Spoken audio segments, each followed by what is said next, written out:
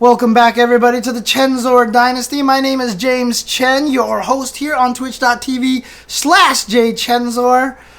For those of you here on Twitch, we just finished talking about the brand new plans for the Chensor Dynasty streams, all 2020 long. But now what I want to do is, I know a lot of people wanted to ask me questions about my trip to Japan. I just came back from Evo Japan. And I had a great time there. I had a lot of fun, and I just kind of wanted to talk about a lot of the cool things there. I know a lot of people have questions that they've been asking me. A lot of people have been asking me how was Japan and stuff. And I can't do a slideshow if my cat keeps rubbing his head onto my phone. Why are you such a nuisance, huh? Why are you such a brat? Why are you such a brat? Mwah.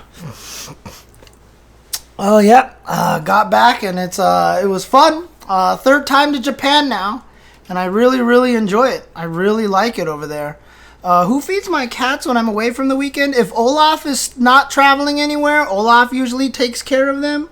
But Olaf was at Evo Japan, so basically I get Arcadium to come and take care of my cats, because Arcadium runs his own pet sitting service.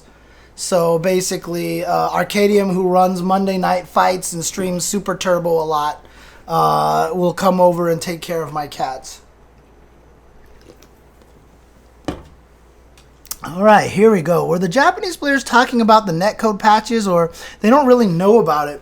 As far as I know, Tamich, I hadn't really heard a lot of them talking about it. But then again, they might have been talking about it, and I just don't know because they're speaking Japanese. But I didn't have a real chance to talk to a lot of the Japanese console players there, to be honest with you. We were at Evo Japan, like when I wasn't commentating, we were actually in the back playing fighting games. We were playing Unist and playing Street Fighter V, which was really entertaining, actually, because like we hadn't, like, that hasn't happened a lot, but it was really fun. I kind of like that. Are there a lot of PC players in Japan? I don't know. Yeah, you can ask me my thoughts about the Evo Japan tourneys. Absolutely. Feel free to ask me. What Japanese player do I speak to the most? Not very many of them, to be honest with you, because honestly, since most of them have trouble speaking English, I really don't get a chance to talk to them very much. I don't really get a chance to say much to them, right? Like Tokido might be one of the ones that I've talked to the most, just because he can speak a decent amount of English. But for the most part, I don't talk to a lot of the Japanese players, unfortunately. It just doesn't happen a lot. Did I have to carry my trash everywhere? Trash cans do not exist outside. This is true. This is absolutely true. While you're walking outside, you will not find trash cans. The best place you can find trash cans is to find them at the mini marts, aka the 7-Elevens, the family marts / Famimas, what they're called, Lawson's, etc., etc. Going into those shops, they're everywhere, so you can throw them away there, but you will not find a single trash can on the streets. There's just nowhere. And the interesting thing about it is, you would think it would make it messy. No, it's clean, because Japanese people are so accustomed to the fact that they don't have the ability to throw stuff away, that they don't carry stuff with them.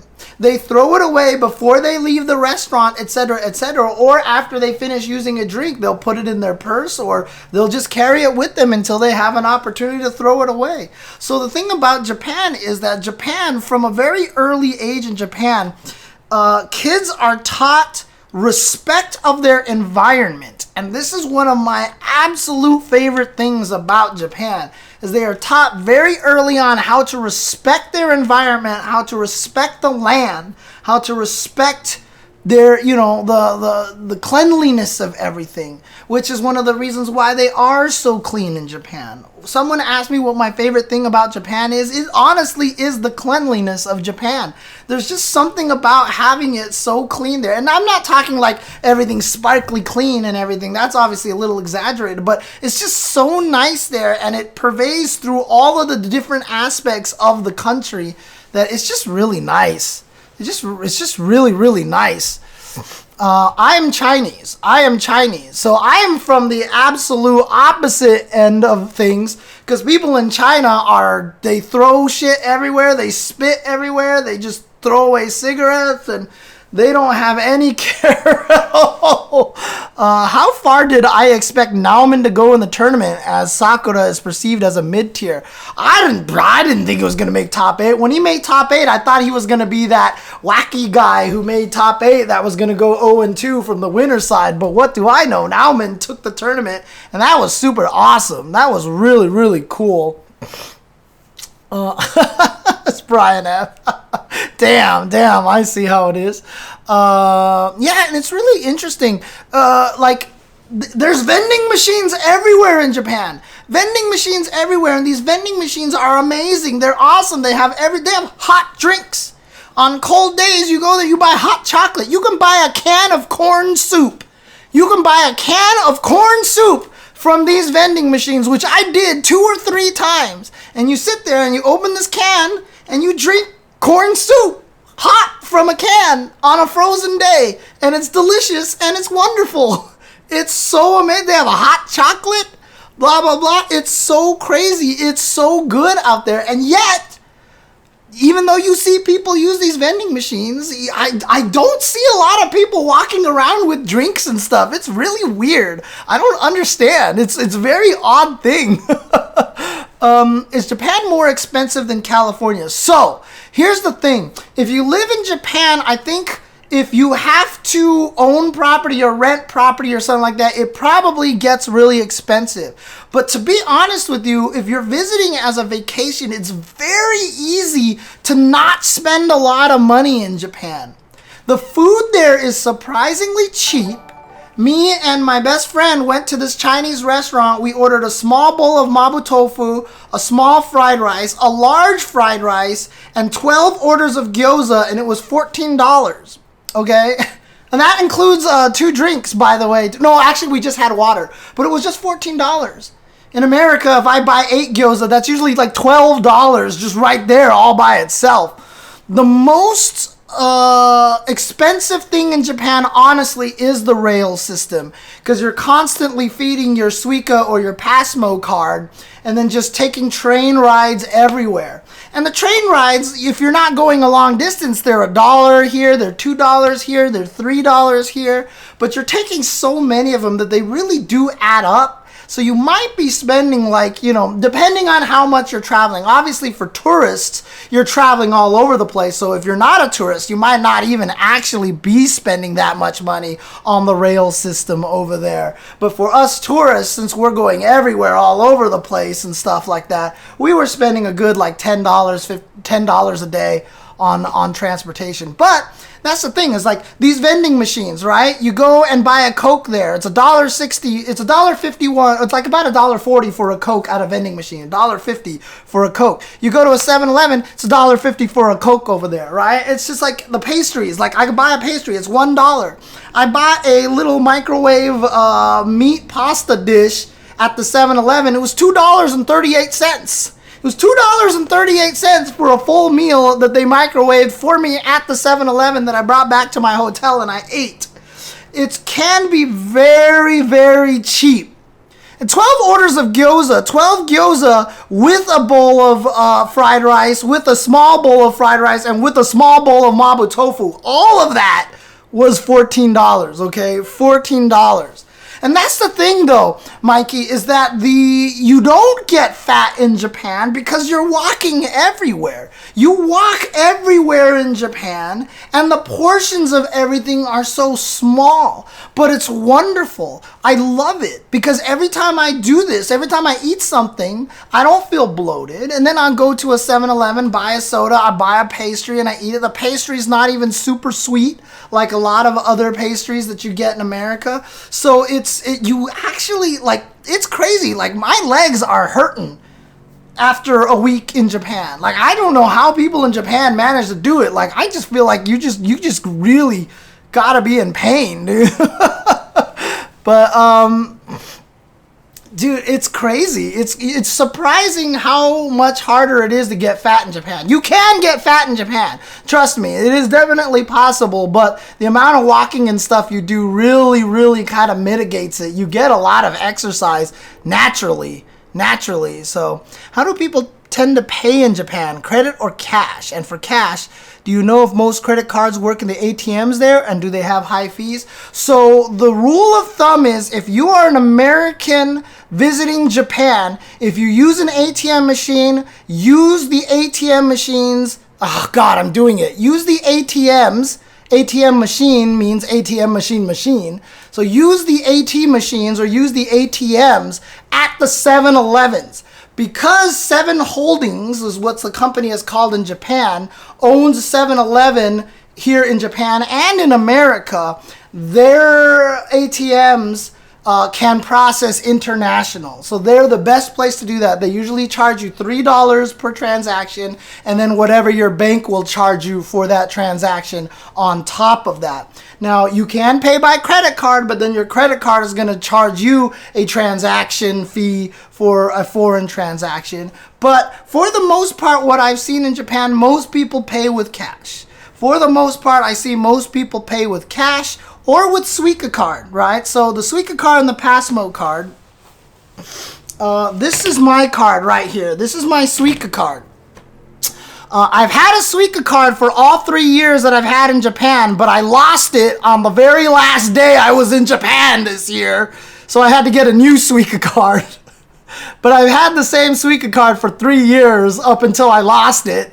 And basically you take this, and at all train stations you can fill this up with cash, and then you just walk it, tap it on the gate, you walk inside. You can go to 7-Eleven, tap it at 7-Eleven. You can go to a vending machine, tap it on the vending machine. You can go to all the arcade machines, tap the little Suica reader, tap it on there, and play your game.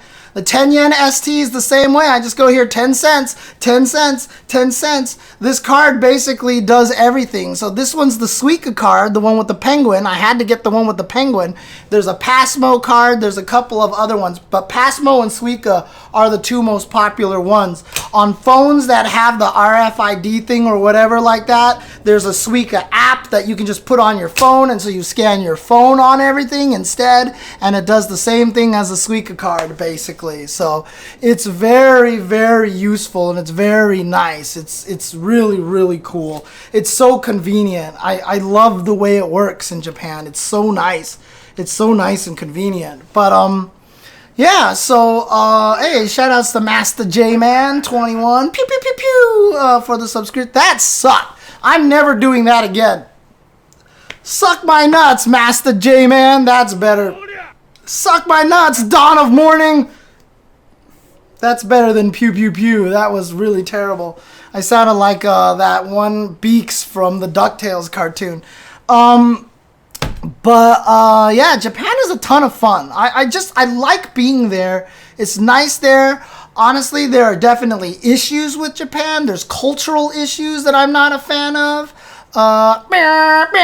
You know, there are things about Japan that I'm not too fond of. Like, it's very misogynistic in Japan. I don't like the way they treat women there. Women are very objectified in Japan, and it's kind of bothersome to me. You know, there's just a lot of like little things like that that kind of frustrate me with the country. But outside of that, like, honestly, just the convenience of going places, never being able to eat at a bad restaurant. Like, every place you go is amazing. The Denny's is amazing. The Wendy's is amazing. The McDonald's is amazing. This random ramen shop that you've never heard of and you just walked into is amazing. This curry place that you've never heard of and just walked into is amazing. It's like, it's just really cool. It's really cool.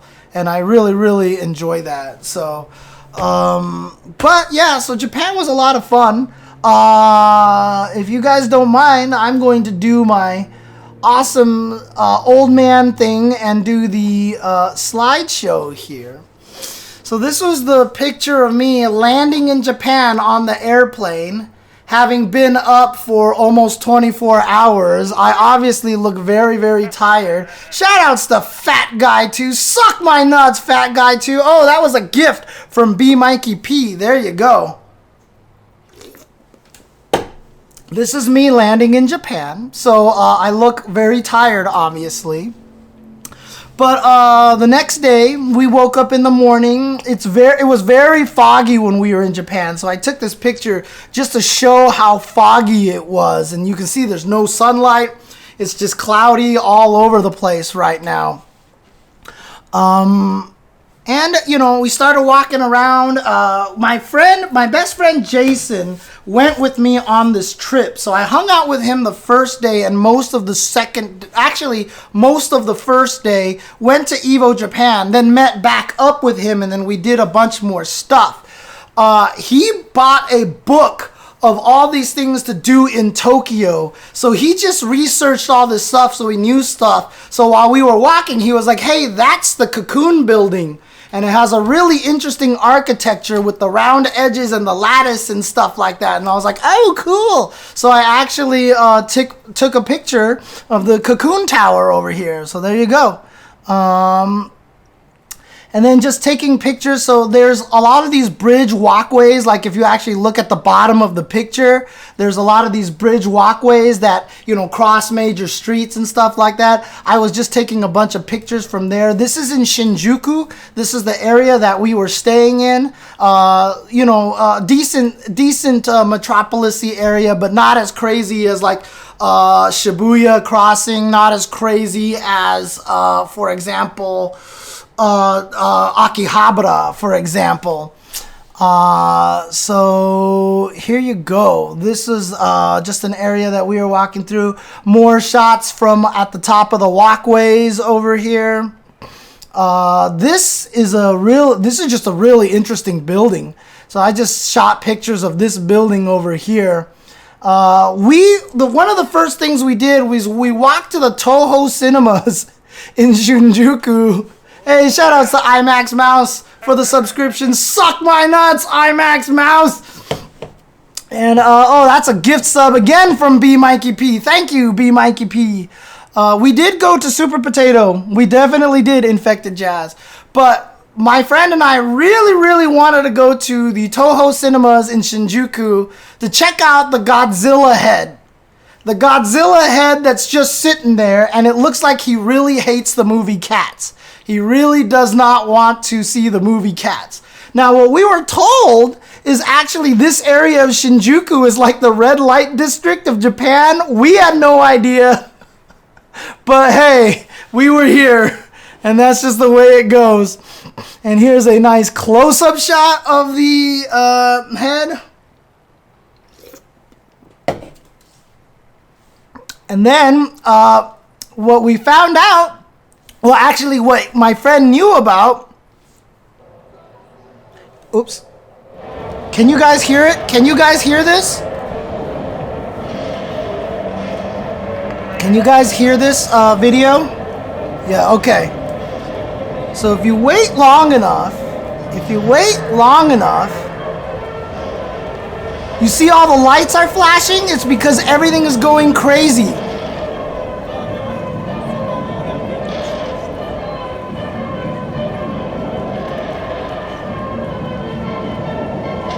This happens every hour. And he starts shooting sparks out of his mouth and steam.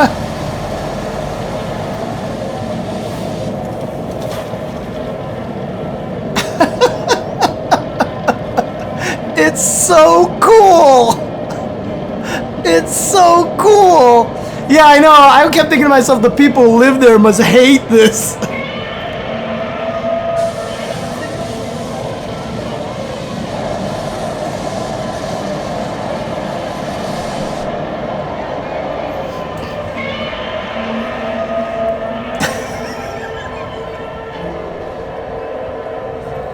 And then it stops and the lights stop flashing.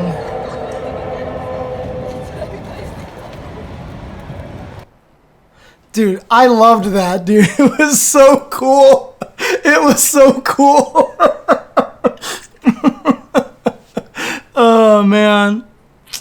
Oh, what's this one? Oh, this one is Oh, this is the edited version of it. Okay, I don't need this. This is the one I put on Instagram. Okay, so so after we visited the Godzilla head, we went to the Edo Tokyo Museum, which just basically had a bunch of history on Edo, which was what the name of Tokyo was before it became Tokyo. And it's really fascinating to see a lot of the stuff that was here. It was interesting. Like, you can see a lot of things that were from back then that made it to today. I did not visit the Gundam Jeever. Mr. G, my friend did. He actually visited.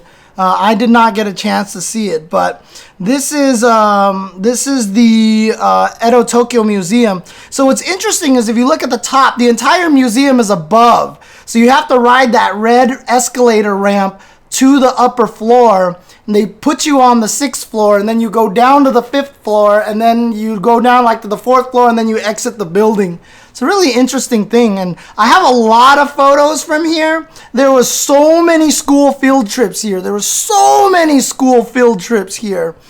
What's interesting is you can't see off to the side is that there's these little umbrella lockers that they have set up that you just put the umbrella through this thing and then you can lock it with a clamp and take the key and then you can come back and claim your umbrella later. It's really interesting. But yeah, so inside, for example, they had an example of a classic bridge from the Edo Times over here.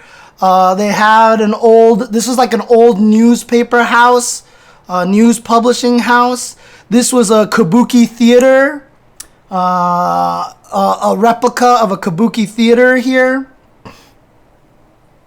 Then they just had a ton of models. So they had a ton of models of what Edo used to look like. So this is an old building structure of what, pre-Tokyo Japan looked like here. And so you can actually see, like, they created all these little figures in here for this. But you can see that this is a model of the bridge that they created the large side of it first. Information about it over here, and look at this. Look how many people they created. Look at all this stuff that they did this.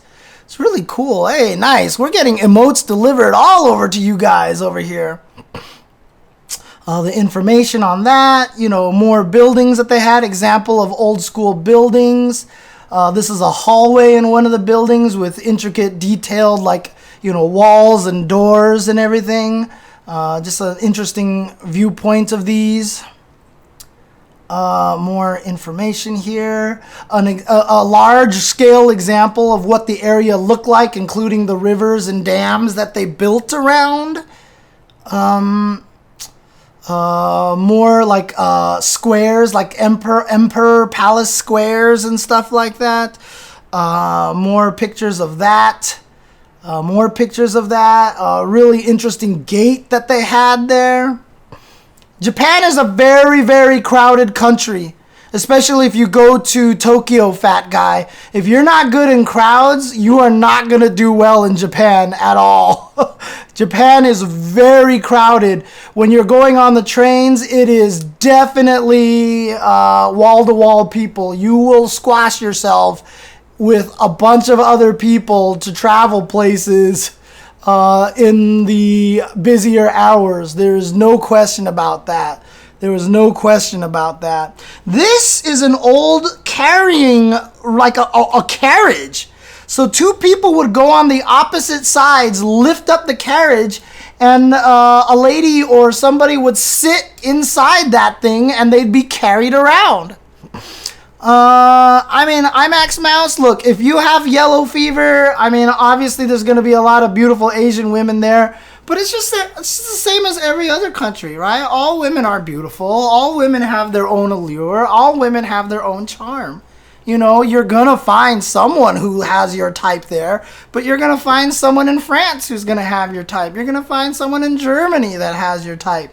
Etc., etc. It's no different than anything else, unless you just have yellow fever. Then, of course, you're just going to be like, oh my God, Asian girls, oh, they're so hot.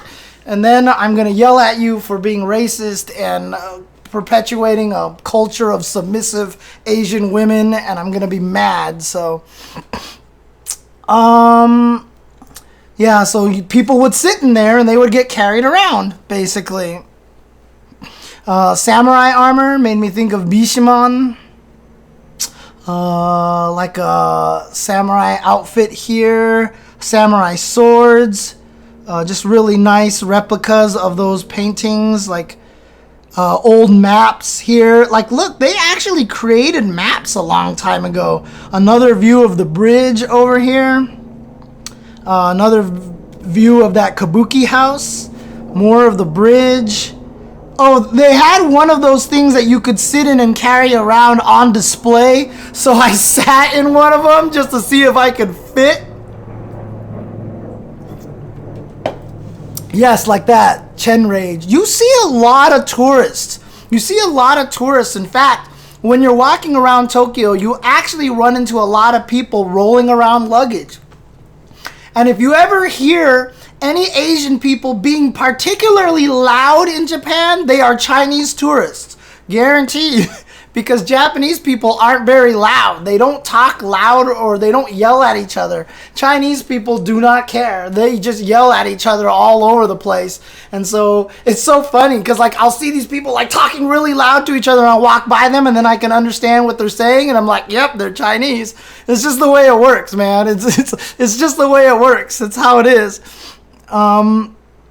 These nice little models. This was a model of a school here with kids learning over here.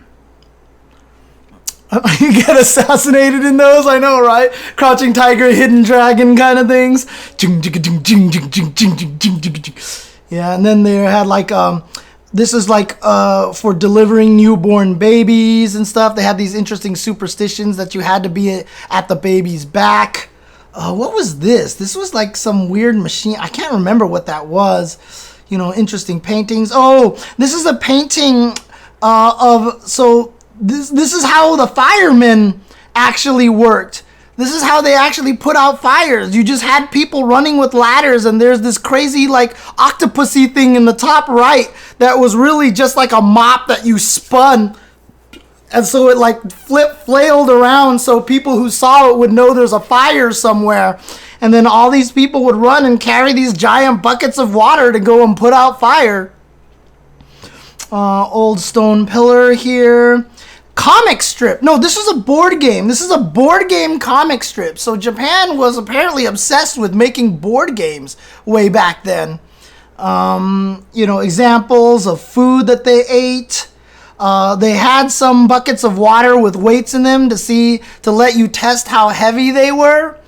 And if you can get a few tears. I cried on this stream a few weeks ago. Let's see if I can find a reason to cry this week as well.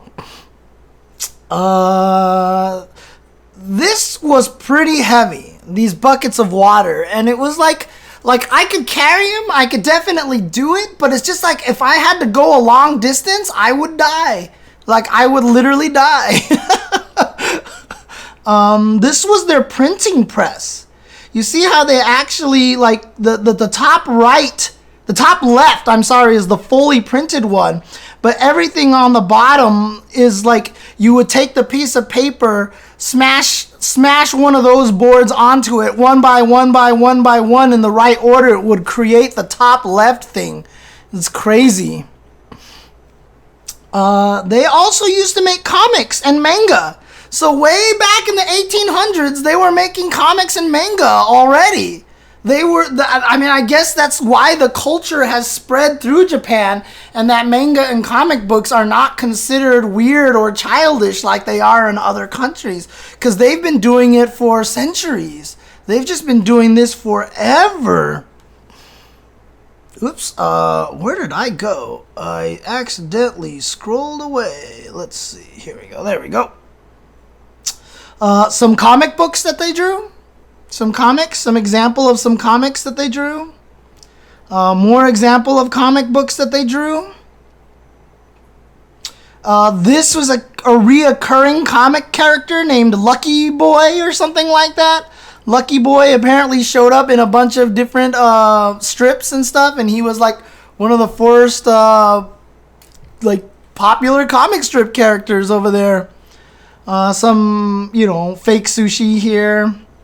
There was another one that was for carrying food. This one was not nearly as heavy as the water one, so this one was a lot easier to carry around. Yeah, I know, random nudes, yeah. I don't want to show you guys the random nudes on my phone. Models again of, like, you know, life in Japan. More board games over here, more comic books.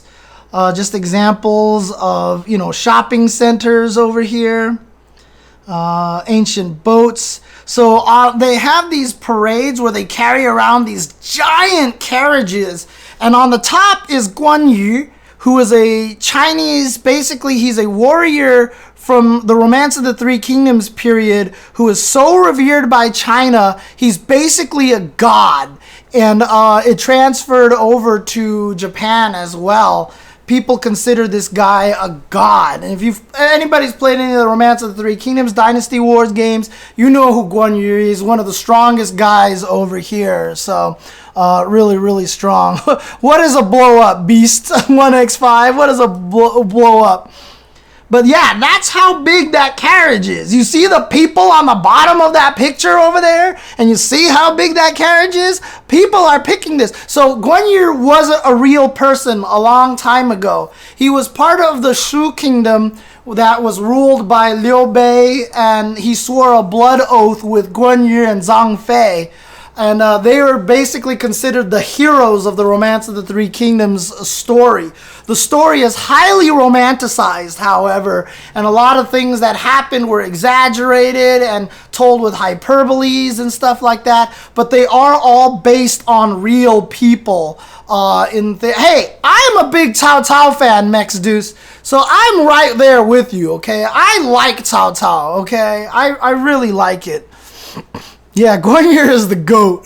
Guan Yu is the GOAT. He is a crazy guy, dude. He was so powerful, but nobody was as powerful as Lu Bu. Yeah, I guess living there might be kind of expensive, but like here's some cool like models again and again. Just hundreds of people created. Here's an example of a parade. So this is models of the people doing the parade, and they're just carrying around this giant chariot and stuff like that. An example of a wooden a stone ceremonial sword. No, this is wooden. A wooden ceremonial sword. So not a real sword, it's a wooden sword. And it's actually pretty gigantic. Like, you could not carry that yourself unless you were Cloud. A kabuki gear, some really decorative boxes and stuff. I swear those look like iPhone cases on the bottom over there. This is the Edo Tokyo Museum, an example of a very popular story that was put on for kabuki theater constantly. So a very popular story there. Just more pictures of like this is like a famous writer or painter or artist or something. This is a model of his house and him just painting there. Again, that kabuki theater play. This is a kabuki house, an example of what the actual stadium looked like. So I guess you sat in the little squares over there and watched the stage that you see on the right over there. Once again, the outside of that kabuki theater, the news theater over here. I'm the news printing place over here. Now, this is where things start getting interesting because this is a lot of 1800 stuff, but it starts getting more modern. There's sections where they talk about a lot more modern stuff. So they have these carriages here, so I decided to sit in a carriage, just chilling here. They had an old phone booth. Again, there's that newsprint. No, that was the phone booth. So this is me sitting in a bicycle chariot. So I'm on the bicycle, basically driving my friend around, all around, pretending to drive my friend around because We have this joke that, you know, he sits in the back of my car and I sit in the front and he pretends I'm his butler. So we decided to do that back in the ancient Japanese times. We decided to recreate that there. But see, here they start talking about some of the modern stuff. So they even get all the way up into the 80s and the electronics. So you see the Nintendo here. You see the Famicom here, and you see some Game & Watches down here, right? So can I zoom in on this? Yeah.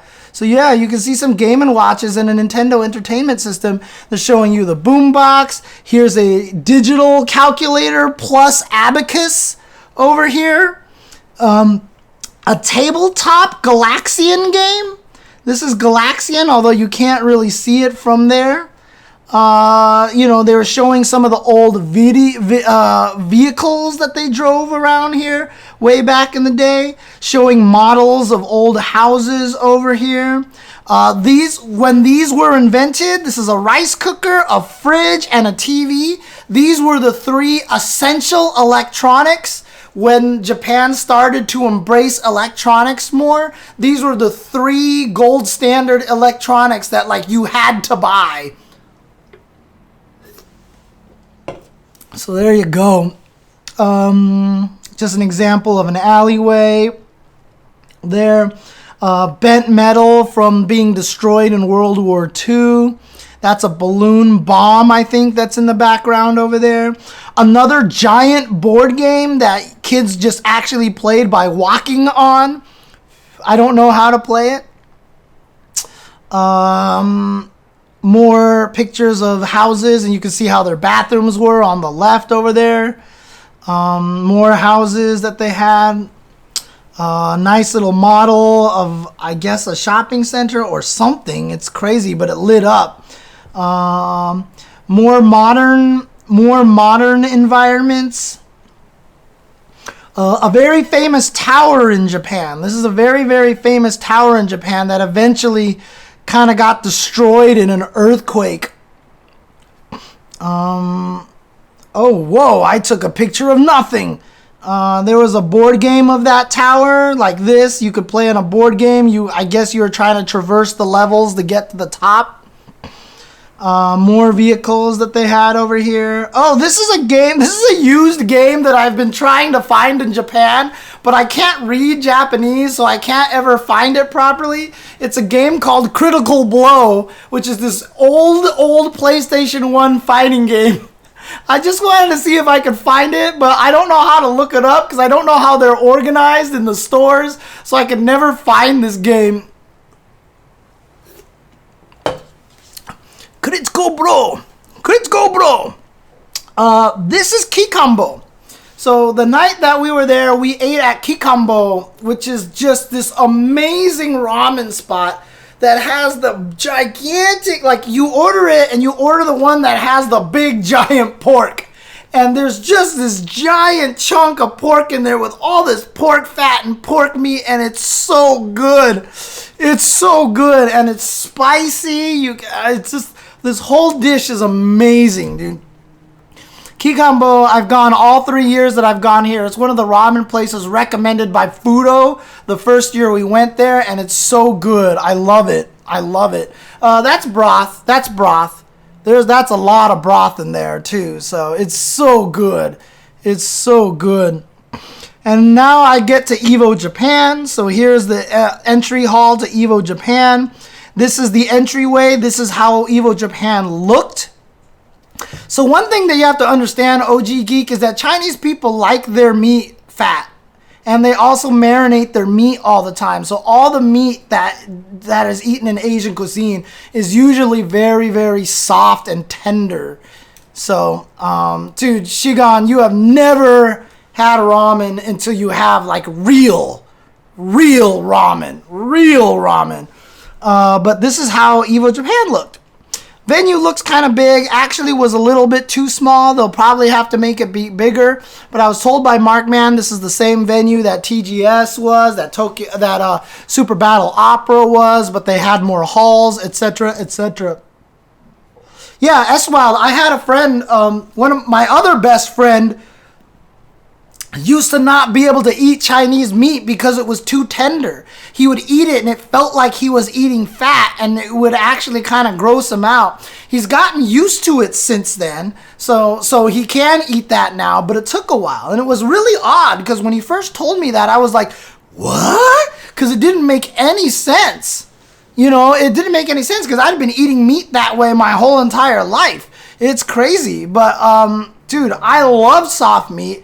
And like when I eat that giant pork, I eat a chunk of that pork and then I make sure I eat a bite of that fat in there at the same time, because you mix it together and it's so good. It's so good. It's so good. It's so good. So here's Smash Brothers little banner over there. I did have a chat with Arslan Ash at the Red Bull Gaming Sphere. There was a Teppen booth there that obviously excited me a little. And they played there was a side tournament for like everything. It was so cool. At Evo Japan, it was so cool. Tatsunoko versus Capcom. Tatsunoko versus Capcom. This is Damon Bride AG. I don't even know what this game is. I've never heard of this fighting game. What the hell is Damon Bride? Like, if I've never heard of this is obscure AF, dude. This is obscure AF. I've never heard of this game. This one was the Rumblefish 2. Rumblefish 2. This was Chaos Breaker. This game over here was, I think this was the Fist of the North Star game, Hokuto no Ken. This is the Hokuto no Ken. This is Blade Strangers. So they're playing Blade Strangers over here.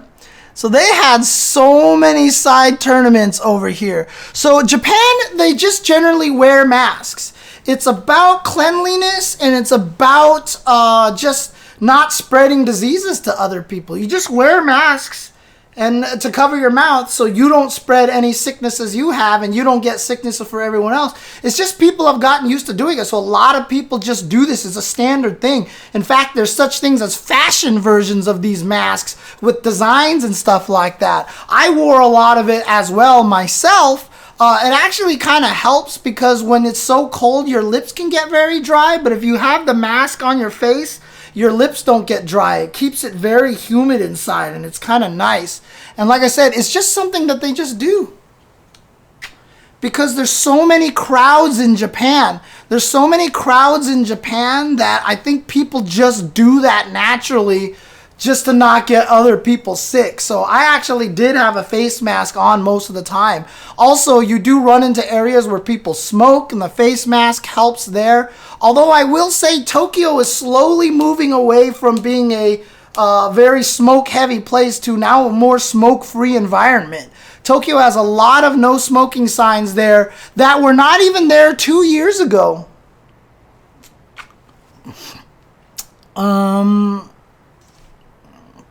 Do you really actually breathe more in? I don't know. Do they actually figure that out? Yeah, so they say they don't wash their hands. I noticed David noticed that too. That's very weird. I'm not sure. It's kind of odd. Because dude, like, I don't know. Japan's like super clean. I don't understand. I don't understand that. Here's a picture of me and Markman before we're about to commentate. Hey, look at that shirt Markman's wearing. It's a nice shirt.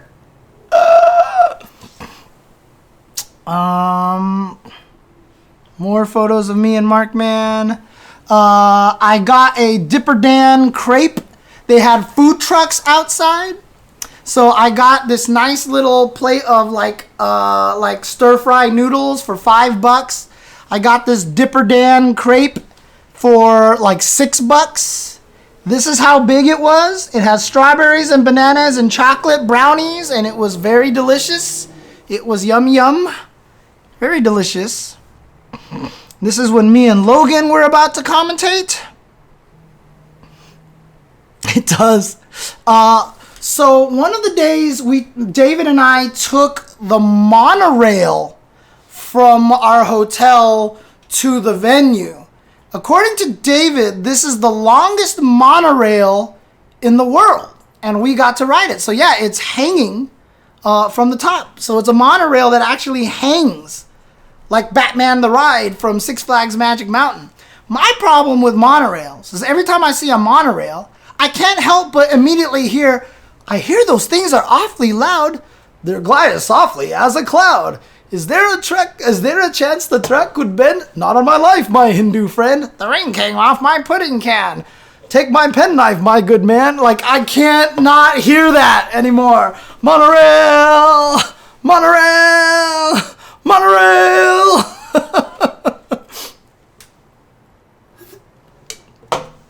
Oh, man, monorail. So when David and I got there, we decided to do our annual Italian food. He got a 4-cheese pizza that came with honey, which was a weird thing. He let me try a slice, and let me tell you something. That honey worked with that pizza so well, right? Everyone's like, honey, that sounds weird, but dude, it blended so good. Like the pizza by itself clearly did not taste as good as when you put the honey on there. The honey was so good. Like, it didn't taste like you were eating honey on a cheese pizza. It felt like it was just all one magical flavor. It was really, really good. It was really, really good. Did it help me save money? I don't know what that means. I got this. I got a pasta carbonara with bacon and peppers and a cream sauce. This was delicious. This was delicious. I love this. This was really, really good. I really enjoyed this dish. It's not carbonara? That's what people kept telling me. They didn't call it carbonara, but people were telling me that it was carbonara. I didn't call it carbonara. That's what people were telling me, okay? That's what people were telling me. I didn't think it was carbonara. So blame my Twitter followers for that one. More views of the... don't use that word, Powerhead, but I know what you're trying to say. But yeah, here we go. There is more views of Evo. Taking a picture of the big stage here. When I was going to commentate with Sejam. And then I commentated with Sejam again the next day for top 8. And then Tempest Robert Paul, the genius of all photographers, was taking pictures of us. I saw him and I looked over him and gave him a knowing smile, and he took this picture, and it's just the most amazing picture. I don't know how he did this. I don't know how he did. I mean, this was the lighting. This blue, it was the lighting of that area. And somehow he's managed to turn it into this. Dude, Tempest Rob is a magician, dude. He's amazing. This great picture is great. I love this picture. This is my Twitter picture now. This is my Twitter avatar now. Yeah, that Sejam photo was ridiculous, dude. Super handsome looking. This is me. You can see the face mask is over my neck because I brought it down. But this is me with Aru, a.k.a. Papa Chihuahua. Japanese commentator extraordinaire. This was this nice little display outside the Evo venue. This nice little, I don't even know what it was, but it was beautiful. You're talking about Papa Chihuahua? He commentates everything. That guy commentates everything, and he's amazing at Street Fighter as well. Oh yeah, so one of the interesting things about Japan is that while you're walking through it, shrines are just there. You'll just find little shrines in the middle of city blocks like this. Like, there will be old shrines that they preserved, and there it is. And it's just sitting there in the middle. I mean, you could actually see in the background, like, there's buildings, tall buildings, apartment buildings and stuff like that back there. because I went to the pasta place, everyone kept telling me you really need to go to this pizza place called Savoy. And the pizza there is the most amazing pizza you've ever eaten in your life.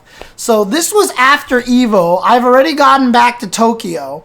And me and my best friend decided to come here to Savoy to eat the pizza over here. They bake it right there in the oven. And this is the pizza. So my friend got the margarita pizza. I got the marinara pizza. If you look at this, this is very garlicky and very oily. Very, very garlicky and very oily. Evo was in Chiba, which is about a 40-minute ride on the rails east of Tokyo. So it wasn't that far. To be honest with you, I tried one of the margarita slices. I definitely liked the margarita more than I liked the marinara pizza. It was a very unique taste. So the interesting thing about this was there's not much cheese on here, as you can see. And not only that, but the pizza is super thin. Super thin. So what you're having here is what you're eating this. The bread's not getting in the way of the garlic, the oil, the tomato sauce, and everything like that. You're really eating everything on top of the pizza slice, like in its purest form possible. Okay, so yeah, I guess this didn't have any cheese. So maybe that's why I like the margarita one more, because it had cheese on it. So this one tasted okay. I wasn't a huge fan of it, but I could definitely see why some people really love this. But I should have gotten the margarita pizza instead. Yeah, you can get some crazy stuff at Japanese Pizza Hut. Then we visited the Hachiko statue. The Hachiko statue, which of course is this dog in Shibuya Crossing.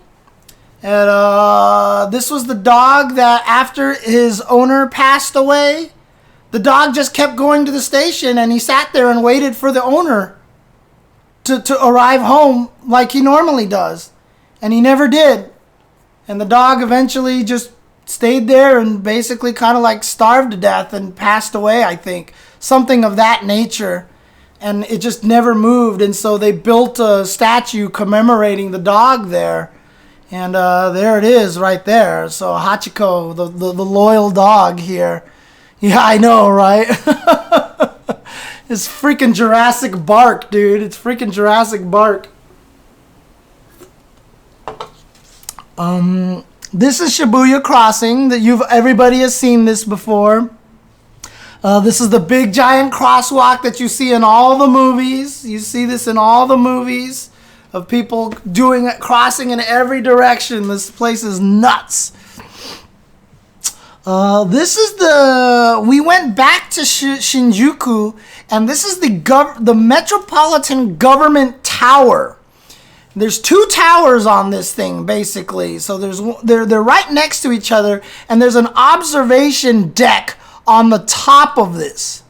So basically, you go to the very top of this, and now you can see the city. So I took a crap ton of pictures of the city out here, and it was the evening, so I got a nice blend of the light with all the building lights and street lights and stuff like that. That right there is the shrine. The Meiji Temple. I think that's the Meiji Temple all in there. This park right in the middle over there. I believe that this is Tokyo. This is all Tokyo. I was in Shinjuku, but you can see all around Tokyo. So you can see a lot of it. There's that park again. Yeah, that might be the Eastern Capital, actually. I can't remember what that is. There was like a park down there that you can see. This is a picture. I like to take these weird pictures with things on the side like that. But look at this. The interesting thing about it is like the buildings, because driving is not as pervasive in Tokyo, the streets don't follow any sort of perpendicular logic. Like the streets just go everywhere, and there's no freeways. So it just looks like a giant mass of buildings. This is Japan. This is Japan. Yeah, this, I don't remember the area that Gundam statue was located. I can't remember what it is. Yeah, there's not even any cars parked on the street. Although there are bikes parked on the sidewalk. People will ride up in their bicycles, put it down, and walk into the store. They don't lock it. They don't do anything. They just ride up, and they just put their bike down, and they walk in. There's just like a line of like 6 bikes. Nobody steals bikes in Japan. Nobody steals bikes in Japan. There's just something about Japan where everybody is so like respectful of other people's properties. It's crazy. It's really crazy. More pictures of the park. This was the other tower, which was closed by this point, so we couldn't go in. But one tower closes a lot earlier than the other. Yeah, exactly. That's just the thing. But I don't even know if those bikes are cheap. I just think that's just the nature of Japan. Like, there's so many stories of people losing their wallets, and then you just go and find it later. Like, literally, like, someone was telling, Tasty Steve was telling me the story that he lost his wallet somewhere, and he went back the next day or something and asked if they found it, and they're like, sorry, the lost and found is like way the hell down over there. And he was like, oh, damn it. So he walked all the way down to the lost and found, and they had his wallet. Whoever found the wallet in the spot that Tasty Steve lost it took the wallet and walked it all the way to the lost and found to give them the lost and found, and they didn't take any money out of it, dude. They didn't take any money out of it. There was the very first year we went to Japan. David went to use the bathroom in the airport, and then he checked out and left the exit area where the baggage claim is, where you can't go back in. And David realized he left his phone in the bathroom. And he walked up to one of the airport workers and was like, I left my phone in the bathroom. And the guy like literally went, oh, and turned around and like sprinted towards the bathroom. And then he sprinted all the way back and gave him his phone. Like, the guy, like, did it in the fastest pace spot. Like, he went out of his way to get him his phone, dude. It's crazy. Oh, man.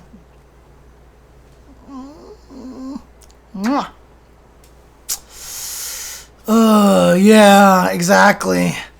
Some more pictures of buildings. So, my friend Gerald, who runs the Okamoto kitchen truck, knows all the good places to eat in Japan. He told us, Tsukemen, he introduced me to the Tsukemen ramen. That was one of my favorite places here is the Tsujita in West LA. I've talked about it a lot. It's like one of my favorite ramen places. I asked Gerald what was the best Tsukemen in Japan, and he led me to this place called Rokurinshi, which is in the Tokyo subway station. So if you guys don't realize, the subway stations in Tokyo are like their own ecosystem. The subways have their own underground, like there's all underground, but there's restaurants, there's shops, there's malls, there's everything in like the subway stations everywhere. So while you're walking around and checking out and checking in and going through gates and stuff like that, there are shops everywhere, especially in the bigger ones. So like this one here, the Tokyo subway station has restaurants and stuff down here. We went to this place called Rokurinshi. This is the Tsukemen here. I shit you not, this was one of the greatest meals that I may have ever had. This was so good. The noodle consistency was so good. It wasn't too soft. It wasn't too hard. In fact, I thought it tasted kind of al dente, and my best friend thought it tasted very soft.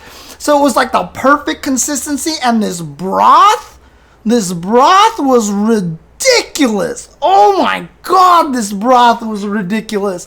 This is probably one of the best. This was the best meal I had this trip. And I was so happy after I ate this. It was so good. No, it's very salty. It's very savory. The broth is not sour at all. It was so savory. It was very, very meaty. It was so good. God. Oh, okay. So this is my friend here that I met at the Hey Arcade. I don't know his real name, but on Twitter he posts as Shinomaru.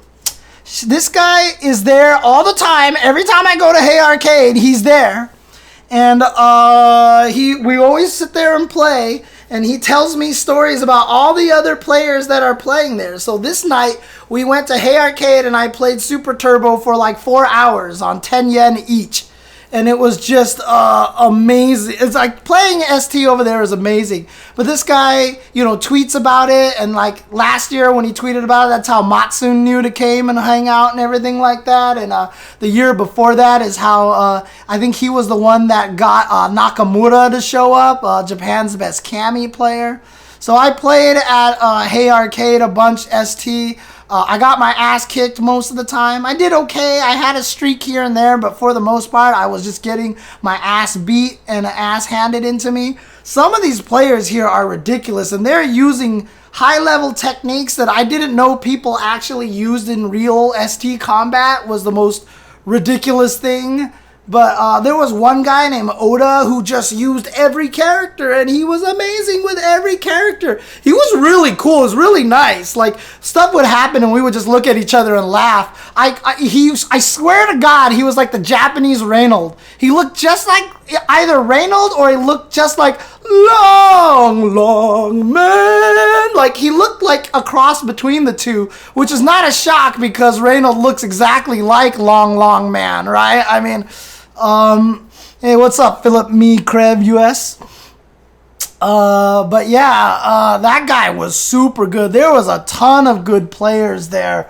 There was one very emphatic, happy guy there, who played, Ryu, named Keishin. There was also a player named Sakai using Ryu as well. There was a Geef player over there. It's so fun playing over there. It's so good. It's so good. It's so fun.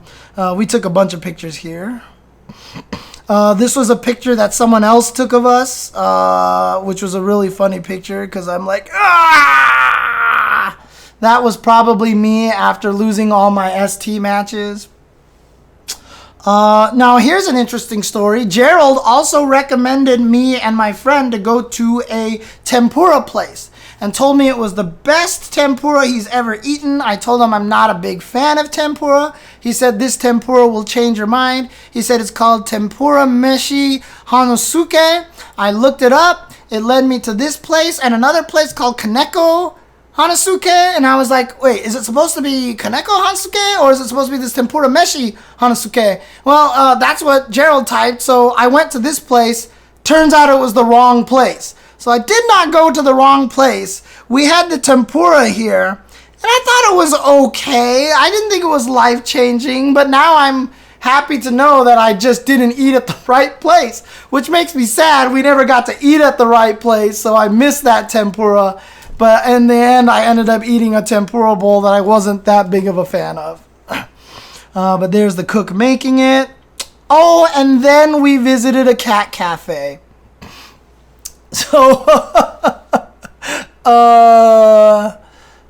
what are you stream with ice? Wallow con? I don't know what that means.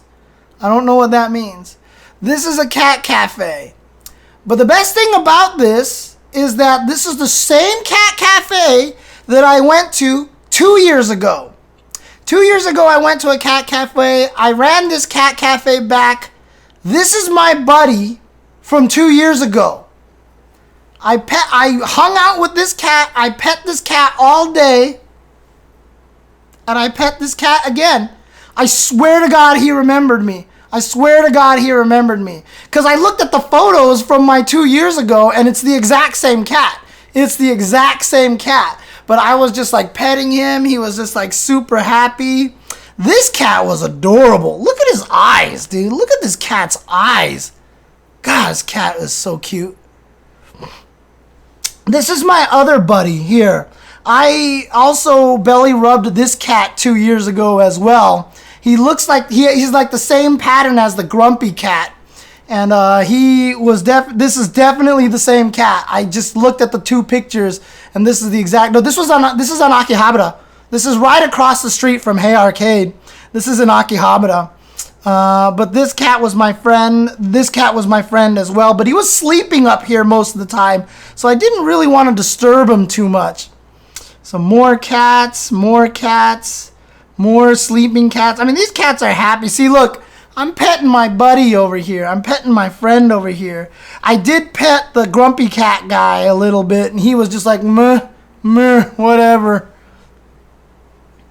And then, oops, that picture is sideways. This cat, beautiful cat, by the way, but this cat would go by the window and stare out the window.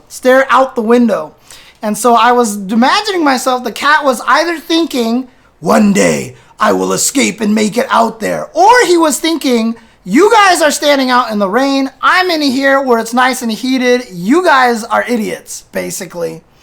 So there you go. Oh, there's that cute cat again. Look at it. His eyes are so big. Gosh, this cat is adorable. Look at this cat. Oh, my God. Look about it. Look about it. This thing. Look at this cat. I don't know the cat named Nick Gurr. I don't know who Nick Gurr is. Look at these cats. Oh, God. Look at these cats.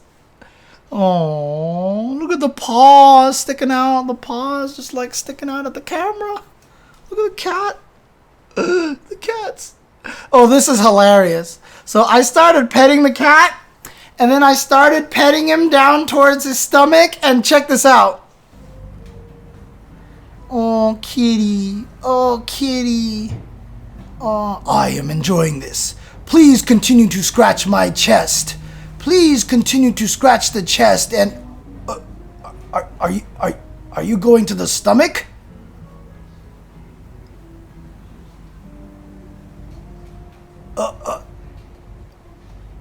No stomach, human. No stomach. You cannot scratch the stomach.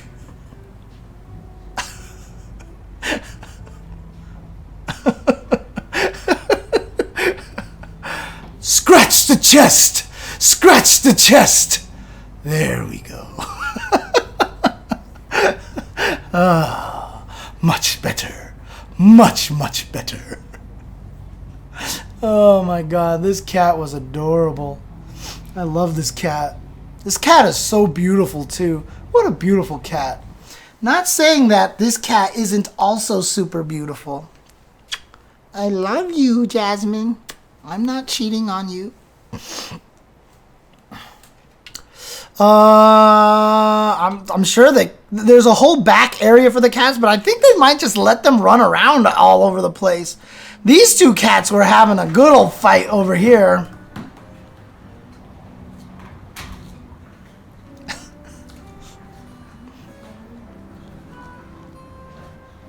These cats. The other cat's like, amusing.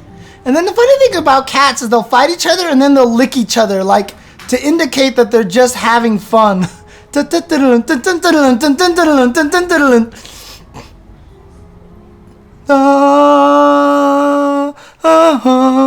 Oh, this is another cat here. Cute little cat here. Look at this guy. This actually looks very similar to David's cat. Grumpy cat again. And then this cat, this is a beautiful cat, very short-haired cat. He was ready to jump up to this thing up here at the top with these little hanging cages. He was about ready to jump, so I got him in this pouncing position, dude. It's so funny. What a great pose for this cat. Yeah, it's like a little mountain lion. And here he is in that cage. Another cat cleaning itself. Look at this cat. This is like the stubbiest cat, I swear. Now, yeah, I know, more pictures of Cat Cafe. Now, this is where me and Jason, my friend, started just to play every single rhythm game we could get. The first one we played was My My. which is the washing machine one. This game right here, we played My, and I really enjoyed this game. So basically the way this game works is things appear in the center, like so, like in the center, and then they radiate out to one of the buttons on the side. You can actually see the buttons on the side. You don't necessarily need gloves. And so you can hit the buttons on the outside, but the middle is also a touch screen. So you can actually just hit the notes on the touch screen as well. So you can use the buttons or you can use the touch screen to touch the notes. Now, some things show up that you have to drag them across the touch screen. So I got more used to playing on just the touch screen. Jason still felt more comfortable on the actual big buttons. But there's a stream of a cat adoption shelter in Tokyo. Oh, God. Oh, God. But anyways, yeah, this game is really fun because the nice thing is, since the things move out to the center, a lot of the times, and you're just touching them, it's very easy to react to where notes are going and just touching the notes. Touching the notes. It's very, very easy. Nukomaru. Look at this. I am saving this link right now. Here we go. I am definitely saving that link. This game is called Reflect Beat, which is an interesting game because basically there's a line and notes will drop down and you just tap the note when it hits the line. But the tricky thing about it is at the higher levels, the notes start bouncing like this, and then there'll be like notes, but one comes down faster than the other. So even though it showed up later, you hit it first and you do all this stuff. And if you hit it right, it bounces the note back up to a top line that a second player has to hit those notes and bounce it back to you, basically. So yeah, you're like bouncing back and forth, and I'm sure there's a network version of this game.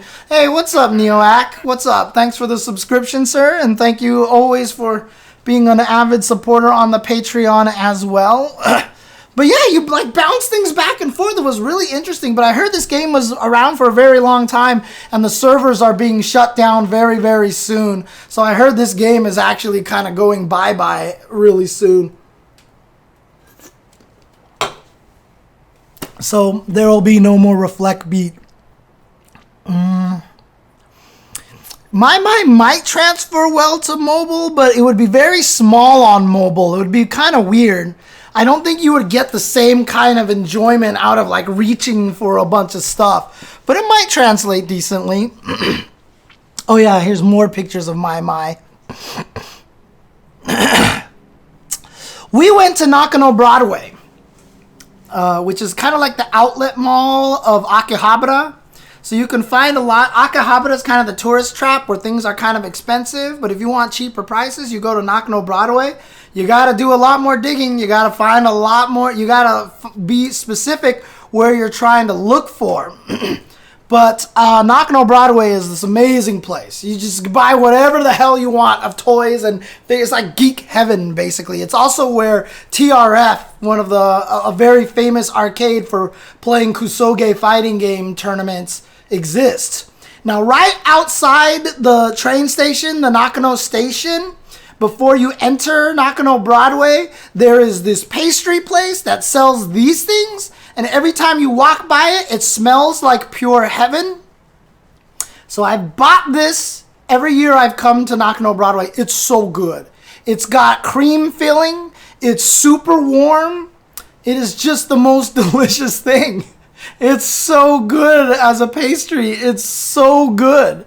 It's so good. Oh, God. But yeah, so I went to Nakano Broadway, and so one of the things that stood out to me the most was all of the Silent Hill figures. This is the sickest thing. If I had the money, I would 100% buy this Pyramid Head. This is the coolest thing ever. This is the sickest figure ever. Holy crap, this thing is beautiful. I wanted this thing so badly. The yen is basically 1 yen is 1 cent, so that is $800. It is $800, so I'm not getting it. But it's so beautiful. Oh my God, this is the sickest thing ever.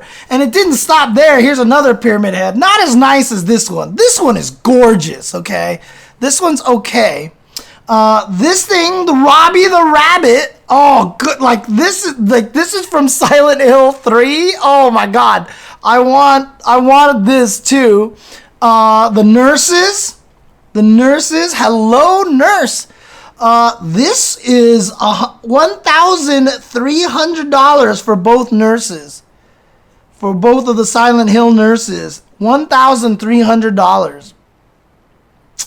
Dark Souls figure for $1,150. I took this picture for Job. I forgot. I never sent this to him. I never tagged it to him. This is an enemy from Silent Hill 2. The leg monster that basically just had legs for legs and legs for arms. This thing is ridiculous. And then there was the Silent Hill 4 creature. I think this was in 4. No, this was in 3. There's these monsters that just have these giant pillar arms that they walk around and they just try to smack you. I never realized there was another body hanging off the back of it with its legs just hanging off like that. But they're really sick statues, dude. They're super cool. This is a Pepsi Man figure here. And Jason pointed that the what of Pepsi Man? The what of Pepsi? What is this supposed to mean? What was this supposed to say? Like, I don't even know what the heck what the fuck were they trying to say, dude? Like, seriously. I don't know. This is a bison statue. I guess this is a pop culture art statue here. I took this picture for EX Top Doll. This is TRF. So this is the TRF Kusoge arcade where they play a lot of the Kusoge games. So they'll have like Samurai Showdown. That's Last Blade over there. They've run EX tournaments here. They ran tournaments for Fighting EX Layer, etc., etc. So there you go. This is TRF. And it's just sitting in Nakano Broadway. It looked like it's just like, oh, let's just put these machines here for people to pass the time. No, I guess this is actually a very famous arcade now. It's crazy. Yeah, it's mostly anime fighters there. Mostly anime fighters. So this was the bowl of mabu tofu and the small tiny fried rice that I got. Okay? Each of these bowls was $2.50. This fried rice was really, really good. This fried rice was really, really good for $2.50, okay? $2.50. Really, really good. And then this is us going to the Red Bull Gaming Sphere. So this is where Fighting Tuesdays takes place, as well as a myriad of other fighting game tournaments during the course of the week. But on Tuesdays, for Fighting Tuesdays, is where Giuna and Majin Obama run Soul Calibur, Tekken, and Dragon Ball Fighters. So this is the entrance. It's downstairs. It's underground, as you can see here. And then here we are. This is where Fighting Tuesday takes place. It's the Red Bull Gaming Sphere. Once you come downstairs, you can hear everybody down here already. Wow. Well, look at this. Look at this. Jam, Logan. I just walked right past them. I didn't even see them. So I can't move anywhere with good hair. Everywhere that has fiber in it, it's like So that's the venue over there. Really nice place. I mean, look at this. They have this giant screen where this is where the main stream is. Giuna sitting here streaming and commentating by himself. What a hard-working dude, man. I mean, seriously, big ups to Majin and Giuna for the work that they do over here, dude. Good stuff. Giuna is having a good old time over here. And yeah, here's a view from his streaming station. You can see where people are playing the games over here. Here's a bunch of people just kind of chilling and standing in the little outside area over here. Some people playing Soul Calibur. At one point in time, Majin Obama announced that Rip had to go play Arslan Ash. No, it was Rip had to go play Tasty Steve. And Rip and Tasty Steve are like, are you serious? You're making us fly all the way out here to Japan to play each other even though we're both in Southern California? And so Majin Obama's like, all right, fine. Rip, you play Arslan Ash instead. And Rip was like, what? And Majin Obama's like, no, wait. I got you. Tasty Steve, you play Arslan Ash. So he made Tasty Steve play Arslan Ash. And here's a bunch of people playing Tekken, and this is what came out of this situation. Oh, no, Tekken, I got you. Rip, oh, never mind. Okay. I was about to beat Arslan's ass. I got some Leroy, though. I didn't know you were Literally just rigging the brackets right in front of us. To be honest. Rigging right now. No, Steve.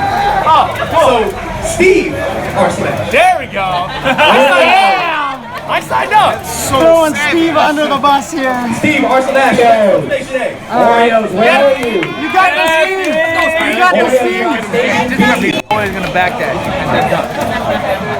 Dang, and then Rip tried to give him the secret tech, huh? Oh, Leroy would work. Sorry, guys. Huh? I did. I DM'd Obama. That's how I signed up. No pants.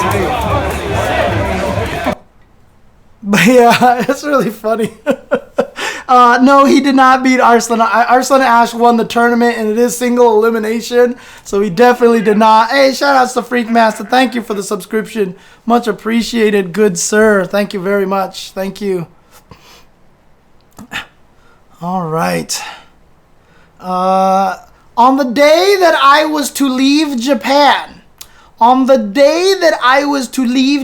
it finally got sunny. So this is Wednesday, and this is when we were flying home, and it got sunny. Zafina. I heard he used Zafina for the tournament. Yeah, he won with Zafina. So now it's like really sunny and pretty. But here's a great example of a shrine just in the middle of the city. Like the juxtaposition between the, very old architecture and modern skyscraper is really wild. It's just really wild the way that it looks that way. This is Chunithm. This is another rhythm game that everybody told me that I had to go play. If you look at the bottom corner over here, that's the interface right there. It's just basically a touchpad that you slide your hand across and you just match all the notes with it, but they make you do all this weird thing, like there's sensors on the side that detect when you break the invisible beams. So some notes you have to lift your hand up to break the beams and drop them down at a certain timing. So you have to sit there and go boom, boom, boom, boom, boom, boom, but then it goes crazy because you got to go back and forth. You're like sliding here and tap, tap, tap, tap, tap, up, down, slide, tap, slide, tap. Dude, it was so hard. I could not get used to it. Like, I think I played too much My, but I just ended up hitting the notes too late. My hands kept moving up like I was trying to hit the screen, etc. And it's interesting. So this game and My are both made by Sega, and those are the games that we don't see at round one. We see everything from Konami show up to round one, but it's the Sega games that don't show up there. So Sega is either cheap or their licensing messed up or something, and round one can't import it. But everybody loves this game, and this is the one game that I really, really want to play again and get good at, because this was the one that baffled me the most. I felt like such a scrub playing this game. Like when I played My, I would get to some of the harder levels, and sure, it would be confusing, but I could still handle it. But this one just like threw me for a loop. There was something about it that my brain wasn't connecting. So I wasn't enjoying it as much as the other ones, but it looks like when you get good at it, like I saw one guy, this Japanese dude sitting there playing it, and the notes are going, And he's just going bang, bang, bang, bang, bang, bang, bang, bang, bang, bang, bang, bang, bang, bang, bang, bang, bang, bang, bang. Like he had like 1,200 combo. He's just like the notes are just like notes and no notes. And he was just like, it was like the craziest thing, dude. I don't even understand. And then I guess the precursor to this is Nostalgia, which is actually a keyboard, although the black keys are painted on. But there's actually nothing but keys there. But every note that comes down is pretty wide, so you can smash a bunch of notes. So on the left machine was this girl playing who was really good, but she just had her hands and was just kind of like going, bang, bang, bang, bang, bang, bang, like hitting all these notes all over the places. This one was kind of weird. I'm not sure I liked it because I've played the piano before. So when I played this, it felt like this really, really like terrible version of playing the piano. So I didn't really quite enjoy it that much because it was like, bang, bang, bang, bang, bang, bang. Like you were better off mashing like large chunks of notes as opposed to like hitting individual notes. So it was very weird. It was very weird. That arcade that we went to was right outside the Godzilla head. So I took more pictures of the Godzilla head in the nice daylight this time. And so here you go, digital zoom Godzilla head. I played TGM2, Mr. G, and it was very weird. I'd never played TGM2 before, but there's a mechanic in TGM2 that really messed me up, and I could not play it properly. When you hit up to hard drop the piece, you can hard drop the piece and then still slide it, which doesn't exist in any other Tetris. So I would always hard drop a piece and then accidentally slide it, try to move the next piece. And I would go, pa, da, da, da, and I'm like, no, what happened? So it was very weird. Very, very weird. More pictures of this beautiful building over here. And that's it. That's my trip to Japan. Oh, yeah. I talked about it right before you showed up, Freakmaster. I definitely played My. I really enjoyed that game. So that's my, this was just, like a week ago. So I said I flew home on Wednesday. So that was less than a week ago. This was right after Evo Japan. So the Monday before this is when I played ST at Hey Arcade, etc., like that. So, but yeah, that was my trip to Japan and stuff like that. But you know, there's so much more that I don't get to show, like the beauty of the 7-Elevens there, how amazing like that stuff is. I didn't get to show any of the public rail systems and everything like that. So. If anybody has any more questions about Japan before I end the stream, which I'll probably do very soon, but if you got any more questions about it, let me know, and I'll try to answer some questions about Japan. But overall, this is my third time I've been to Japan. I've only gone to Japan for Evo Japan. So all 3 years of Evo Japan are the only times I've ever been to to Japan, and I've enjoyed it so much every time I go. Every time I go there, I love it. I want to go back so badly, and part of me wants to go and live there, dude. Like, seriously, part of me wants to live there because I enjoy it so much. Dude, the drink vending machines are so good. I was wearing a mask for probably 75% of the time. 75% of the time. There's a lot of other arcades. Mikado is another very famous arcade, which is where a lot of the Guilty Gear heads play. If you go down to the Osaka, Kyoto region, Acho is down there. Otherwise, you just hit up any like Taito game stations, and there'll be a lot of stuff, the Sega arcades and stuff like that. So it just depends on what it is that you want to play. Hey Arcade doesn't have a lot of rhythm games, for example, so you want to go to a Taito game station to do that, and the crazy new JoJo's game, and you know, some other crazy stuff over there. How's the price for food and drinks? Very affordable. Very, very, very affordable, unless you splurge a lot. Like that Kikambo ramen that I ate there was like maybe $15. But like I said, that one Chinese dish that I ate was like $14 total for 2 people. A lot of times I order stuff like, I go to a curry place, it's like $6 for plate of curry and stuff like that. You could eat at Yoshinoya all the time. I ate at Yoshinoya. Yoshinoya is actually super good in Japan. That's really cheap. It was like $4 for a beef bowl. That's actually super good. You can eat like a king over there. But then you go to like the 7-Eleven and you buy a little egg pastry that's like this big. It's $1 for an egg pastry, right? It's like things are really cheap. It's really nice. Is it true no soap, paper towels in public bathrooms? No, there was soap. Most of the places have soap. There's no paper towels. They do not do paper towels. It's very weird. It's very, very weird. If I were to take a vacation to experience Japan, how much should I budget? How many days do you plan to be there, Low Tier Will? Because the hotel is going to probably be the most expensive part. If you're there by yourself and you're willing to live a little bit further away from the stations and a little bit further away from Tokyo, Appa hotels are very cheap. Depending on where you go, I've gotten an Appa hotel for $40 a night. I've seen them as low as $20 to $30 a night. They're tiny. There's no floor space. They're very small. They're very crowded. But for what I needed them for, they're cozy. I enjoyed it. Their Wi-Fi there is amazing. 2 years ago, 2 Evo Japans ago, so last year, when I was at my Appa hotel, Tetris 99 came out on the Switch. And I was like, oh my god, I need to try this. So I hooked up to the hotel Wi-Fi and I played Tetris 99. And then I held my phone in my legs, sitting cross-legged on the bed. I held the selfie stick in my legs with my phone there. And I streamed myself playing Tetris 99 with the hotel Wi-Fi. My phone and the Switch were both using hotel Wi-Fi, and I was able to stream it. It was actually really, really funny.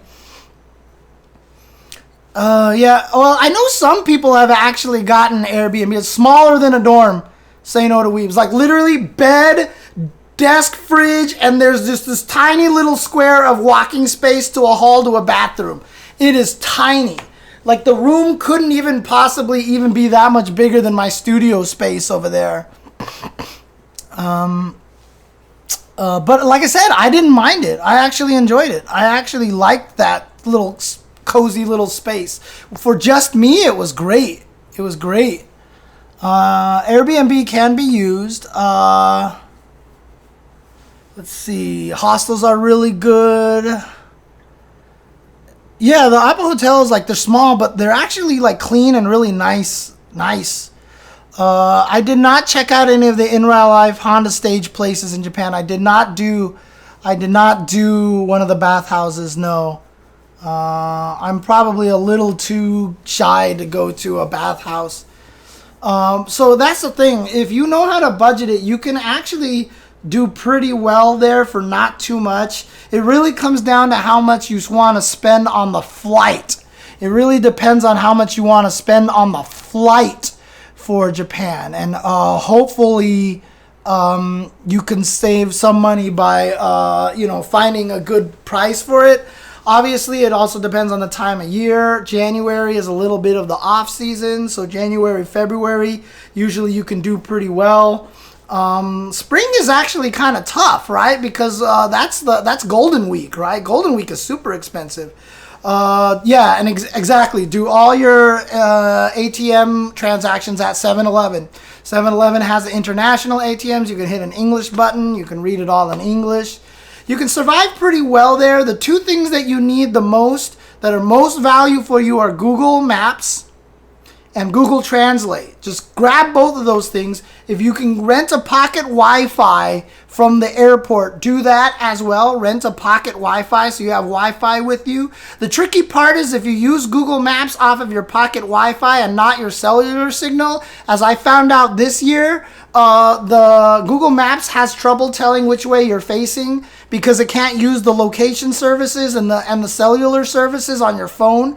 So it has no idea which way you're facing. So sometimes it thinks you're facing this way and you start walking this way and you see your cursor move the other way, and it's very, very weird. But pocket Wi-Fi, Google Maps, and Google Translate are a must. Because,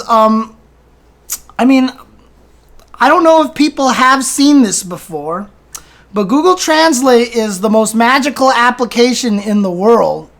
If you haven't seen this before, I call Google Translate I call this app the Harry Potter app, basically. If you haven't used this before, it's actually quite amazing. I'm just trying to find something that I can translate for you guys here. What can I do here? What can I find to translate for you guys? Hang on a second. I'll be right back. I just need to see if I can find some text for you guys. Just like a piece of paper or something.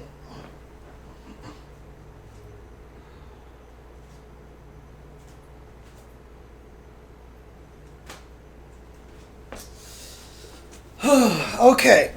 So if you guys haven't seen what this app can do, it's really iffy, but still, it's crazy. Like right now, I have English to Japanese. Let's say I do English to Spanish, right? You click on camera over here, and you want to aim at text like this.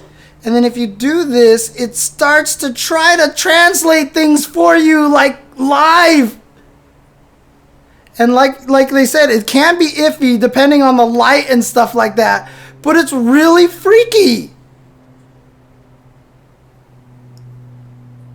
Like, it's just wild what you can do. So you can actually just pick Japanese and like... So it's actually very useful to have when you're in Japan, because you can use this the opposite way and translate Japanese to English. It's not particularly accurate, but it's still much better than going without it. You can do some crazy things with that Google Translate app, and you're better off with it than without it. And so you have those three things, pocket Wi-Fi, and then the fourth most important thing is wherever you stay, wherever you go and stay, whether it's an Airbnb in a hotel or whatever, find the closest 7-Eleven /Lawson/Famima. Use that as home base, because that place is going to be very useful for you. You're just going to go there and buy drinks that you need. You're going to buy snacks.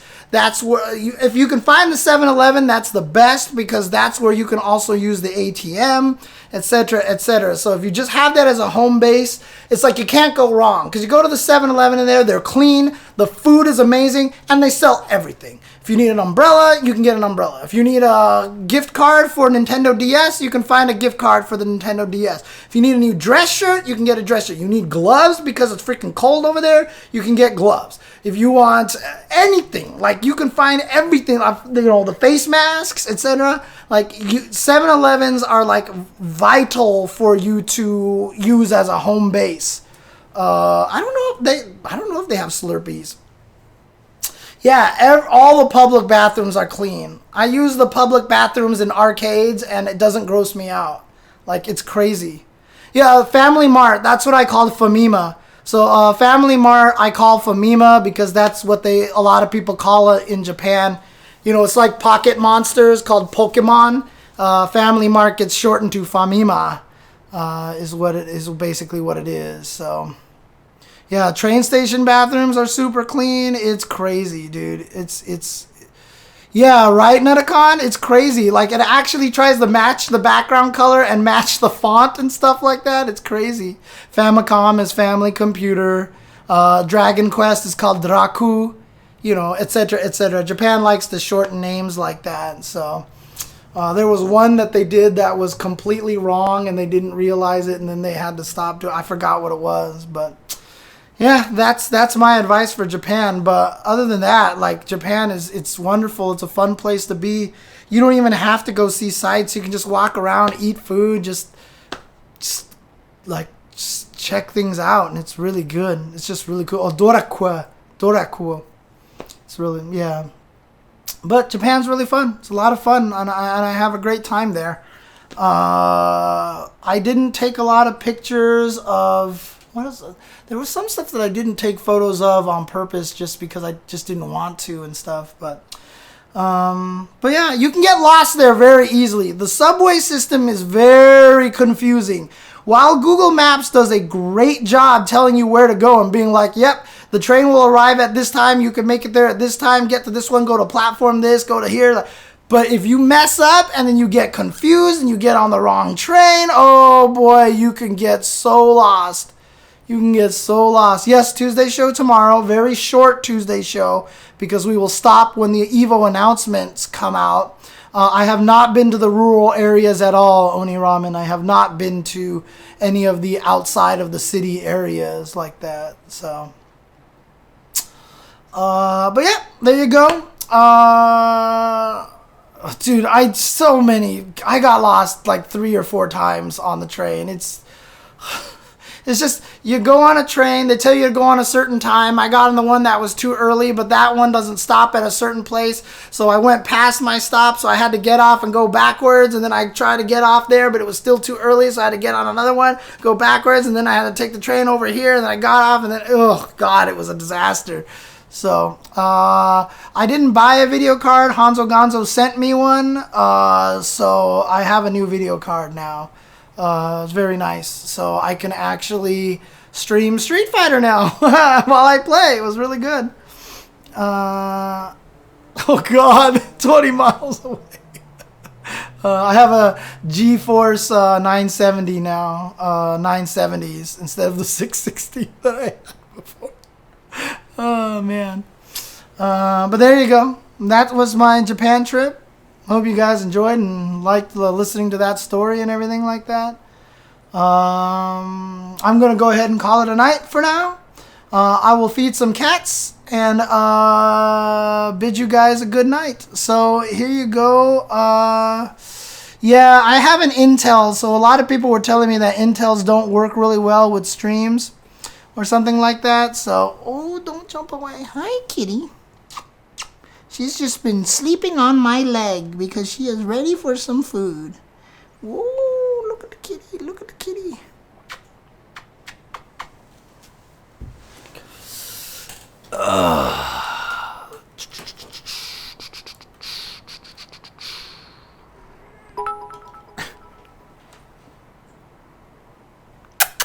Oh, the head whip.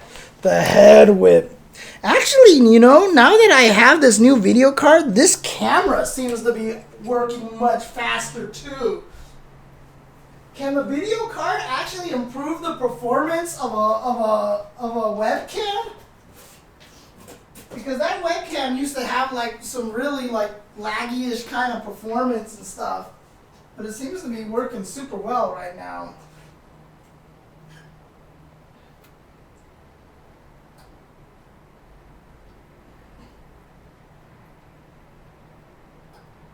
I'm going to assume it can improve the performance of a webcam. It is a graphics card after all, and the webcam is all video and everything, so I'll assume that it can make it better.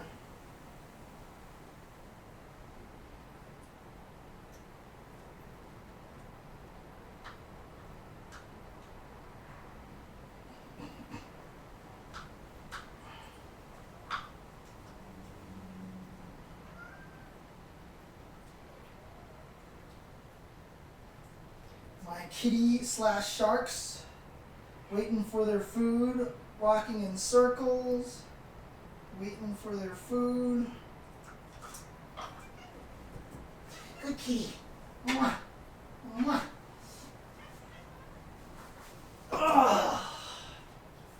That is old man noises that you just heard. I don't know why when you get old you just start making those noises whenever you get up or lean down or whatever like that. It just happens. You ever wonder why your parents made those noises when they got up out of chairs?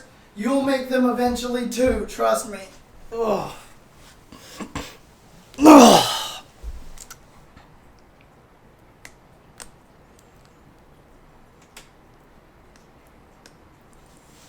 Use the NVIDIA codec when streaming. Look it up.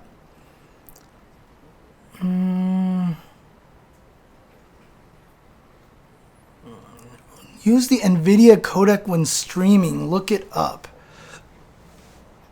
Is that for? Will that be for OBS and for XSplit or? Oh, it has to be on OBS. Okay.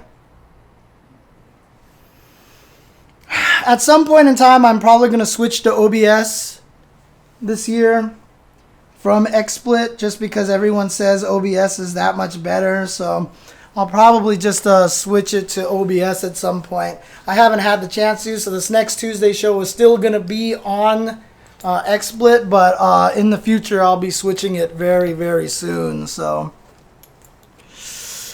I'm not surprised, Proud Soul. I'm not surprised. She's single? No, I'm just kidding. I'm kidding. I'm kidding. I'm kidding.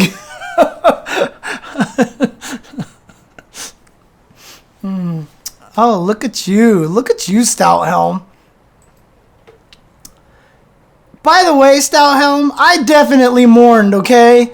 I definitely mourned. I'm sad about that card going away. I might stream some Teppen later on with my new Ghetto Forrigan deck to see how far into this new season that I can make it.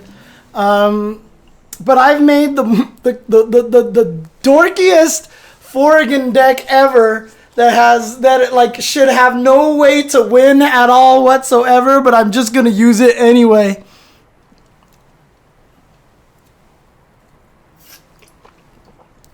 Lava armor.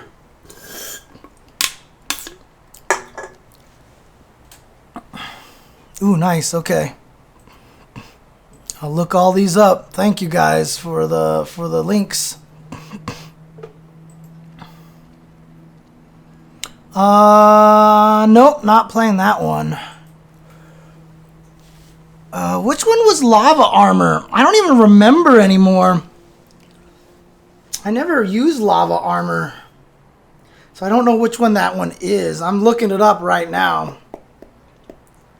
Boom, boom, boom, boom, boom, boom, boom, boom, boom, boom, boom, boom, boom.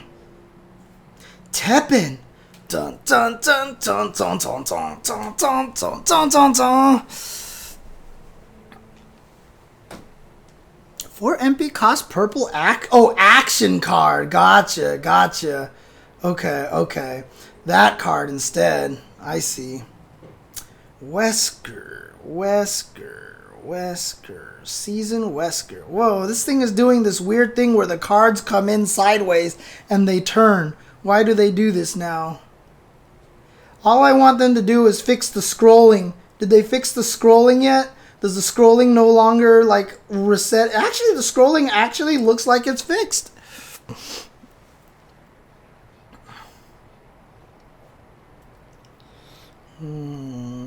Lava armor.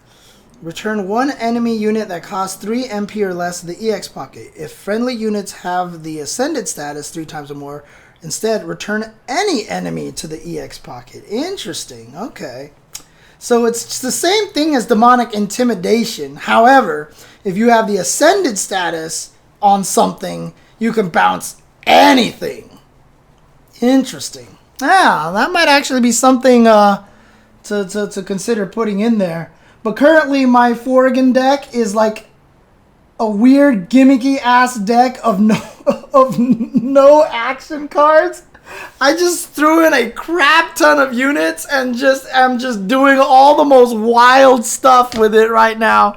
And it like I've played it and it doesn't win consistently, but I'm gonna use it anyway just because it's fun. Because I get to use all these different mechanics and it's kind of hilarious. It like dies super badly to destroy Weskers. It feels like destroy Wesker is becoming more and more frequent now. I'm fighting a lot of destroy Weskers at this point in time. Ugh. No, it's not if you hit an ascended threshold. It looks like it gets better if there's just an ascended unit out there. Oh, no, wait. If friendly units have had the ascended... 3 times or more. Oh, okay. Wow, that's actually really good then. Because my deck, I get the ascended all the time. Okay, so Wesker is getting buffer right now. Okay. Yeah, so I'm ascending stuff all the time. So this might actually be really good to throw in there. Because if I have to deal with an evil unit, yeah, I can just bounce it right away and just get it out of there. Something to consider. Something to consider. Then I might have to tweak my crazy deck here into something much better with that card. But I like my stupid gimmicky deck right now. I'm having way too much fun with this stupid gimmicky deck. The other question is, how many of these things do I even have? Because I might not even have enough of them. I have 2 of them. Okay, so I can put 2 in my deck. I might be able to find a way to make it work in my gimmicky deck. Yeah, there you go. Nathan going in and cleaning up whatever's left behind. It's the way it works. It's the way Nathan does it. It's the way he does it.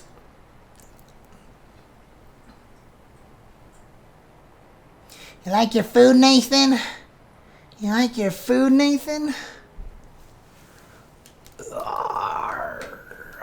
Anyways, thanks guys for tuning in. Thanks guys for sitting here and listening to me recap my trip in Japan. Had a really, really good time there. I did answer a question on Twitter, Stouthelm, that asked if you could commentate another game for esports commentators, what would you want to do?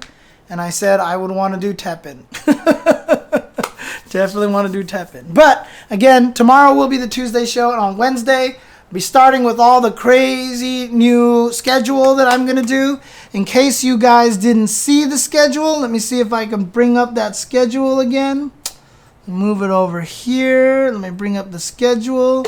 So starting this year, here in 2020, Mondays at 4 p.m. Pacific time on every weekday. Mondays will be Chen Reaction plus Ask jchensor, followed by either Beginner Lobbies or FGC Rewind. Beginner Lobbies is I just play a fighting game with other beginners for games that I'm trying to learn.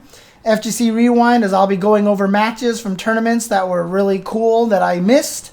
Tuesday will be the Tuesday show. Wednesdays will again start with Chen Reaction and Ask jchensor. Then me playing Street Fighter V, Tekken 7, Grand Blue Fantasy, whatever, ranked mode, or just with other people online. Thursdays will again be Chen Reaction and Ask jchensor, and then followed by First Attack or FGC History. And First Attack, I have a whole syllabus planned out for the year. I've got a lot of stuff. I'm going to really work hard to make First Attack very potent. First Attack is the series that I did starting 8 years ago and just kind of abandoned, of me doing beginner lessons on how to play fighting games. I'm going to really try to do something very valuable to people this year. Friday is just me doing the Chensor Dojo, where I get people to play each other in lobbies and then critique their gameplay for beginners. At night, I'll play any form of Tetris, Zelda and Chill, Teppen, FFRK, Indie Army Now games, random game James, and on weekends, I'll be doing Karaoke Phoenix Wright stuff, maybe Ring Fit Adventure. And if I have a subject for Uncensored, I'll be doing that in place of Chen Reaction and Ask jchensor on the day that I stream it. So this is the current schedule that I plan to run on.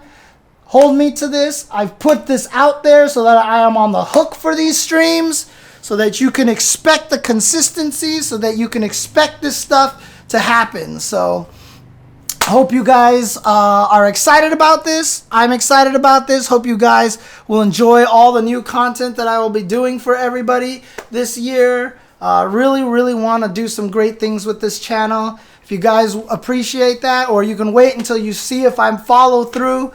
But subs, Patreons, donations, all that stuff will help. My Patreon, I'm going to turn, instead of the rewards and stuff like that, the Patreon is going to be for me to pay editors to help me edit stuff. So if I make First Attack episodes, I can have an editor come and like pare it down to shorter status, etc., etc. So Soul Calibur would be a great beginner lobby to do. I think I'm totally down with that. So for sure. But in any case, thanks guys for tuning in.